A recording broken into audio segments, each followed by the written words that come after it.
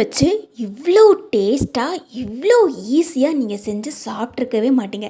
எப்போவுமே சிக்கன் வாங்கினோம் அப்படின்னா சிக்கன் கிரேவி செஞ்சு சாப்பிட்ருப்போம், இல்லை சிக்கன் ஃப்ரை கூட செஞ்சு சாப்பிட்ருப்போம். ஆனால் இந்த மாதிரி நீங்கள் செஞ்சு சாப்பிட்டு பார்த்தீங்கன்னா அப்படியே அசந்து போயிடுவீங்க. இனிமே வாரத்துக்கு 1 கிலோ சிக்கன் வாங்கிட்டு வரவங்க கூட உங்கள் கீழே ஒரு 4-5 கிலோ சிக்கனை வாங்கி கொண்டு வந்து கொடுத்துருவாங்க. அந்த அளவுக்கு சூப்பரான டேஸ்ட்டும் இருக்குங்க. சின்ன குழந்தைங்கள்லேருந்து பெரியவங்க வரைக்குமே விரும்பி சாப்பிடக்கூடிய அளவில் ஒரு அசத்தலான சுவையோடு இருக்கும். இதுக்காக நம்ம இந்த மாதிரி சிக்கன் எடுத்துக்கலாம். நான் இன்றைக்கி இதுக்கு லெக் பீஸ் தான் எடுத்து வச்சுக்கிறேன். இப்போ இந்த சிக்கனை முதல்ல நல்லா கழுவி எடுத்துக்கோங்க. அதுக்கப்புறம் இந்த மாதிரி சின்ன சின்னதாக கீரல்கள் போட்டு எடுத்துக்கோங்க. 1/2 ஸ்பூன் அளவுக்கு உப்பு சேர்த்துக்கலாம். தேவையான அளவு உப்பு சேர்த்துட்டு 1/2 ஸ்பூன் அளவுக்கு இஞ்சி பூண்டு விழுது இதில் சேர்த்துக்கிறேங்க. இப்போது கை வச்ச எல்லா இடத்துலையும் இந்த மாதிரி இதை தேய்ச்சி விட்டுக்கோங்க. நம்ம ஸ்பூன் வச்சு இதை மிக்ஸ் பண்ணி விட முடியாது. கை வச்சு இந்த மாதிரி தேய்ச்சி விட்டால் தான் அந்த சிக்கனுக்கு உள்ளே எல்லாம் இந்த இஞ்சி பூண்டு விழுது போய் சேரும். இப்போது ஃபுல்லாக தேய்ச்சி விட்டதுக்கப்புறமா உடனடியாகவே நாம் இதை எடுத்து சமைக்க ஆரம்பிச்சிடலாம். வெயிட் பண்ணணும் அப்படிங்கிற அவசியம்லாம் கிடையாதுங்க. ரொம்ப ஈஸி.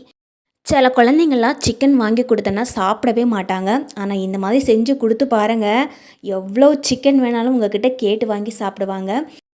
இப்போ நம்ம அடுப்பில் இட்லி பாத்திரம் எடுத்து வச்சு அதில் கொஞ்சம் தண்ணி ஊற்றி வச்சுக்கலாம். அதுக்கு மேலே ஒரு தட்டு வச்சுக்கிறேன். இப்போ அதுக்கு மேலே ஒரு இலை போட்டு வச்சுக்கிறேன். உங்கள்கிட்ட இலை இருந்தால் பயன்படுத்தலாம், இல்லை அப்படின்னா நீங்கள் அப்படியே கூட இந்த சிக்கனை எடுத்து வச்சுக்கலாங்க.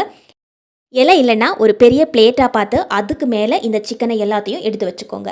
இப்போ எல்லா சிக்கனையும் இதுக்குள்ளே எடுத்து வச்சுட்டு தண்ணி நல்லா சூடாயிட்டிருக்கு. இப்போ நம்ம இந்த இட்லி பாத்திரத்தை மூடி போட்டு விட்டுடலாம். இப்போ நம்ம ஒரு பவுல் எடுத்துக்கலாம். இதில் 1 கப் அளவுக்கு கோதுமை மாவு எடுத்துகிட்டு அதே கப்பில் 1 கப் அளவுக்கு மைதா மாவு எடுத்துக்கிறேன். நீங்கள் 2 கப்புலேயுமே கோதுமை மாவும் எடுத்துக்கலாம். நான் இன்றைக்கி 2த்துலேயும் பாதி பாதி அளவில் எடுத்துக்கிறேன். இப்போது இதுக்கு தேவையான அளவு உப்பு சேர்த்துக்கிறேன். 1/2 ஸ்பூன் அளவுக்கு உப்பு சேர்த்துட்டு 1 ஸ்பூன் அளவுக்கு சமையல் எண்ணெய் சேர்த்துக்கிறேன். இதுக்கு பதிலாக நீங்கள் நெய், பட்டர் இப்படி எது வேணால் சேர்த்துக்கலாங்க. இப்போ நம்ம சுடு தண்ணி இதில் ஊற்றிக்கலாம். ஒரு 1/4 டம்ளர் அளவுக்கு சுடு தண்ணி ஊற்றி இந்த மாவை இந்த மாதிரி நல்லா பிசைஞ்சு எடுத்துக்கலாம். பிசையும் போது நமக்கு எக்ஸ்ட்ரா தண்ணி தேவைப்படுதுன்னா கொஞ்சம் கொஞ்சமாக தண்ணி ஊற்றி இந்த மாதிரி பதத்துக்கு பிசைஞ்சு எடுத்துக்கோங்க. நிறைய தண்ணி ஊற்றி நல்லா குழம்போல் ஆக்கக்கூடாது. இந்த மாதிரி கொஞ்சம் கொஞ்சமாக தண்ணி ஊற்றி இந்த அளவுக்கு நம்ம பிசைஞ்சு எடுத்துக்கணும். இந்த மாதிரி நம்ம பிசைஞ்சு எடுத்துக்கும் போது மாவு நல்லா சாஃப்டாக இருக்குங்க. இப்போ நம்ம இந்த மாவை மூடி போட்டு அப்படியே விட்டுறலாங்க. ஏற்கனவே நம்ம வேக வச்ச சிக்கன் நல்லா சூப்பராக வெந்து வந்திருக்கும். இது வேகிறதுக்கு 10 நிமிஷம் ஆகுங்க. நாம் இப்போ இதுக்கு இட்லி பாத்திரம் பயன்படுத்திக்கிறோம். இதுக்கு பதிலாக நீங்கள் சாதாரண ஒரு பாத்திரத்தில் கொஞ்சம் தண்ணி ஊற்றி உப்பு போட்டு கூட இந்த சிக்கனை வேக வச்சு எடுத்துக்கலாம், அல்லது குக்கரில் கூட வேக வச்சு எடுத்துக்கலாங்க. இப்போது இந்த சிக்கன் எல்லாத்தையும் வெளியே எடுத்துட்டேன். இந்த சிக்கனில் இருக்கக்கூடிய தண்ணி கொஞ்சமாக இந்த பாத்திரத்தில் இறங்கியிருக்கும். இந்த தண்ணியை நம்ம கீழே ஊற்றவே கூடாது, அது நமக்கு தேவைப்படும். அந்த தண்ணியை அப்படியே எடுத்து வச்சுக்கோங்க. இப்போ வேக வச்ச சிக்கனை நம்ம எடுத்து பார்க்கலாம். நல்லா சூப்பராக நல்லா சாஃப்டாக வெந்து இருக்குது. இந்த சிக்கனில் இருக்கக்கூடிய அந்த சதைகளை மட்டும் நம்ம பிச்சு எடுத்துக்கலாங்க. இப்போ எல்லா சதையும் நம்ம இந்த மாதிரி பிச்சு எடுத்தோன்னா அப்படியே வந்துடும் நம்ம கையில். இதுவே நம்ம தண்ணியில் வேக வச்சோம் அப்படின்னா சிக்கன் தண்ணியில் கொஞ்சம் பிஞ்சு போகிறதுக்கு நிறைய வாய்ப்பு இருக்குது. அதனால தான் நம்ம தண்ணியில் வேக வைக்காமல் இப்படி ஆவியில் வேக வச்சு எடுத்துக்கிறோம். அதே மாதிரி சிக்கனில் இருக்கக்கூடிய சத்துக்கள் எதுவும் வேஸ்ட் ஆகாமல் நமக்கு அப்படியே கிடைக்கும். இப்போது இந்த சிக்கன் இருக்கக்கூடிய கால் எல்லாம் நம்ம அப்படியே எடுத்து வச்சுக்கலாம். இப்போது இந்த சிக்கன் இருக்கக்கூடிய அந்த ஃப்ளஷ் எல்லாம் நம்ம தனியாக எடுத்து வச்சுருந்தோம் இல்லையா, இது கூட ஒரே ஒரு பெரிய வெங்காயம் சின்ன சின்னதாக கட் பண்ணி வச்சுருந்தேன், அதையும் நம்ம சேர்த்துக்கலாங்க. ஏற்கனவே நம்ம சிக்கன் வேக வைக்கும்போது கொஞ்சம் உப்பு சேர்த்துருந்தோம். இப்போ 1/2 ஸ்பூன் அளவுக்கு உப்பு சேர்த்துருக்கிறேன். 1 ஸ்பூன் அளவுக்கு டொமேட்டோ சாஸ், அதாவது தக்காளி சாஸ்ன்னு சொல்லுவோம் இல்லைங்களா, அந்த தக்காளி சாஸில் 1 ஸ்பூன் அளவுக்கு சேர்த்துக்கிறேன். 1 ஸ்பூன் அளவுக்கு மிளகாய் தூள் சேர்த்துக்கிறேங்க. 1/4 ஸ்பூன் அளவுக்கு கரம் மசாலா சேர்த்துக்கிறேன். 1/4 ஸ்பூன் அளவுக்கு மஞ்சள் தூள் சேர்த்துக்கிறேன்.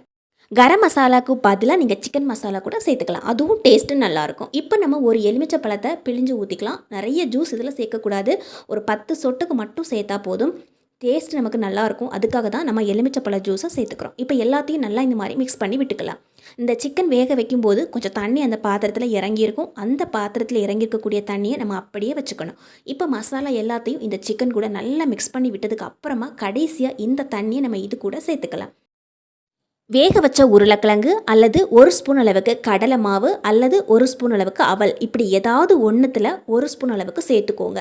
நாம் இதில் அந்த சிக்கன் வேக வச்ச தண்ணியை சேர்த்துக்கிறதால கொஞ்சம் தண்ணி இருக்கும், அதுக்காக தான் நாம் இதை சேர்த்துக்கிறோம். இப்போ எல்லாத்தையும் ஒரு முறை நல்லா மிக்ஸ் பண்ணி விட்டுக்கலாம். ஏற்கனவே நம்ம பிசைஞ்சு வச்ச மாவு நல்லா ஊறி போயிருக்குது. நான் இது பிசைஞ்சு ஒரு 5 நிமிஷம் தான் ஆச்சு. நம்ம உடனடியாகவே கூட செய்ய ஆரம்பிச்சிடலாம். இப்போ இந்த மாவை இந்த மாதிரி சுருட்டி எடுத்துக்கோங்க. கையில் கொஞ்சம் எண்ணெய் அப்ளை பண்ணிக்கோங்க. இந்த மாவை நான் வந்து இன்றைக்கி 2ஆக கட் பண்ணி எடுத்துக்கிறேன். நீங்கள் இதை 4ஆக கூட கட் பண்ணி எடுத்துக்கலாங்க. இந்த மாதிரி பெரிய சைஸ் உருண்டையாக எடுத்துக்கிறேன். பெரிய சைஸில் எடுத்துக்கிறது ஏன்னா நமக்கு சீக்கிரமாக வேலை முடியும். அதுக்காக தான் இந்த மாதிரி பெரிய சைஸில் உருட்டி எடுத்துக்கிறேன். இப்போ இந்த ஒரு உருண்டை மட்டும் வச்சுட்டு இந்த மாதிரி நம்ம தேய்ச்சிக்கலாம். கொஞ்சம் பெருசாகவே வரும் நமக்கு. கொஞ்சமாக நெய்யோ அல்லது எண்ணெயோ இதுக்கு மேலே இந்த மாதிரி அப்ளை பண்ணி விட்டுக்கோங்க. நான் இன்றைக்கி எண்ணெய் தான் அப்ளை பண்ணி விட்டுக்கிறேன். கொஞ்சம் அப்ளை பண்ணி விட்டால் போதும். எல்லா இடத்துலையும் எண்ணெய் இந்த மாதிரி அப்ளை பண்ணி விட்டதுக்கு அப்புறமா இந்த மாவை இந்த மாதிரி நம்ம மடித்து எடுத்துக்கலாம். இந்த மாதிரி மடித்து எடுக்கணும் பாருங்கள். 2 சைடும் மடிச்சுட்டு அதுக்கப்புறமா இந்த மாதிரி க்ளோஸ் பண்ணி விட்டுக்கலாம். அவ்வளோதான். க்ளோஸ் பண்ணி விட்டுட்டு நம்ம இந்த மாதிரி வச்சுட்டு கொஞ்சம் மாவோ அல்லது அதுக்கு மேலே கொஞ்சம் எண்ணெயோ போட்டு இந்த மாதிரி தேய்ச்சி எடுத்துக்கலாம். நான் இன்றைக்கி இதில் மாவு போடலை. அதுக்கு பதிலாக கொஞ்சம் கையில் எண்ணெய் தான் தேய்ச்சி வச்சுருந்தேன். இப்போது இந்த மாதிரி நம்ம தேய்ச்சி எடுத்துக்கலாம். பாருங்கள், இந்த அளவுக்கு நம்ம தேய்ச்சி எடுத்துக்கணும். இப்போ நம்ம தேய்ச்சி வச்சுக்கக்கூடிய இந்த மாவை ஒரு கத்தி வச்சு 2ஆக இந்த மாதிரி கட் பண்ணி எடுத்துக்கலாம். பாருங்கள், ஏற்கனவே நான் வந்து இன்னொரு உருண்டையும் இதே மாதிரி வச்சுருந்தேன் இல்லையா, அதே உருண்டையும் இந்த மாதிரி தேய்ச்சி கட் பண்ணி எடுத்துக்கிறேன். இப்போ நமக்கு 4 பீஸுக்கு கிடச்சிருக்குது. ஏற்கனவே மசாலா பெரட்டி தயார் பண்ணி வச்சுருக்கக்கூடிய அந்த சிக்கன் இருக்கு இல்லைங்களா, அப்படியே இதில் நம்ம எடுத்து வச்சுக்கலாம். ஒரு 2 ஸ்பூன் அளவுக்கு எடுத்து வச்சுக்கலாம். நான் இன்றைக்கி கொஞ்சம் பெருசாக வந்து இதை வந்து இந்த மாதிரி தேய்ச்சி எடுக்கிறதால நம்ம வந்து நிறைய சிக்கனை கூட உள்ளே வச்சுக்கலாம். சின்ன சின்ன உருண்டைகளாக எடுத்து நம்ம தேய்ச்சி எடுத்தோம்னா நிறைய சிக்கனை நம்ம உள்ளே வைக்க முடியாது, கொஞ்சம் தான் வைக்க முடியும். இப்போ நம்ம ஏற்கனவே வச்சுருக்கக்கூடிய அந்த சிக்கன் லெக் பீஸ் இருந்து இல்லைங்களா, அந்த எலும்பை மட்டும் இந்த மாதிரி உள்ளே நுழைச்சி விட்டுட்டு இந்த மாதிரி எல்லாத்தையும் க்ளோஸ் பண்ணி எடுத்துக்கலாம். இது வந்து செஞ்சு சாப்பிட்டுட்டு நீங்களே ஆச்சரியப்படுவீங்க. ரொம்ப டேஸ்டியாக இருக்குங்க. குழந்தைங்களுக்கெல்லாம் கொடுத்தோன்னா ரொம்ப விரும்பி ருசித்து சாப்பிடுவாங்க.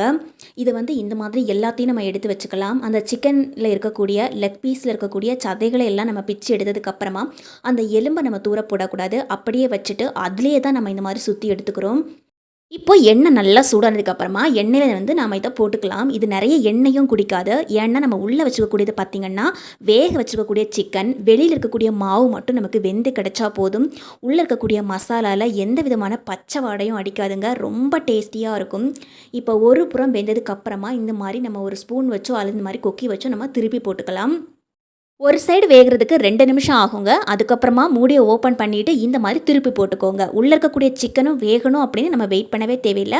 உள்ளே வச்சுக்கக்கூடிய சிக்கன் நல்லா சூப்பராக ஏற்கனவே நல்லா சாஃப்டாக வெந்து கிடச்சிருக்குது. அதே மாதிரி நம்ம சேர்த்துருக்கக்கூடிய மசாலாவில் எந்த விதமான பச்சை வாடையும் அடிக்காது. சிக்கன் லெக் பீஸ் நம்ம அப்படியே எண்ணெயில் போட்டு ஃப்ரை பண்ணோம் அப்படின்னா நிறைய எண்ணெய் குடிக்கும், நிறைய டைம் ஆகும் அப்படியே எண்ணெயில் போட்டு நம்ம அதை பொரிச்சு எடுக்கிறதுக்கு. ஆனால் இது பார்த்திங்கன்னா அந்த அளவுக்கு எண்ணெய் குடிக்காமல் ரொம்ப டேஸ்டியாக நமக்கு வெந்த கிடைக்கும். எண்ணெயில் மட்டும்தான் ஃப்ரை பண்ணணும் கிடையாது. வீட்டில் அவன் இருந்ததுன்னா இப்படி கூட நம்ம வேக வச்சு எடுத்துக்கலாம். நம்ம கடையிலேருந்து வாங்கி சாப்பிடக்கூடிய சிக்கன் பப்ஸை விடையும் ரொம்ப சுவையாக இருக்கும். அதை விடையும் பல மடங்கு டேஸ்ட்டில் இருக்கும் அப்படின்னு தான் சொல்லலாம்.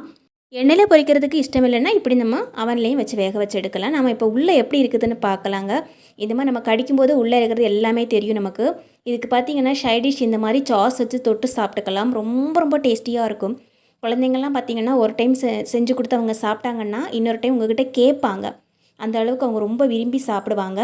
சிக்கன் வாங்குனீங்கன்னா கண்டிப்பாக இதை ட்ரை பண்ணி பாருங்கள். வீடியோ பிடிச்சா கண்டிப்பாக லைக் பண்ணி ஷேர் பண்ணுங்கள்.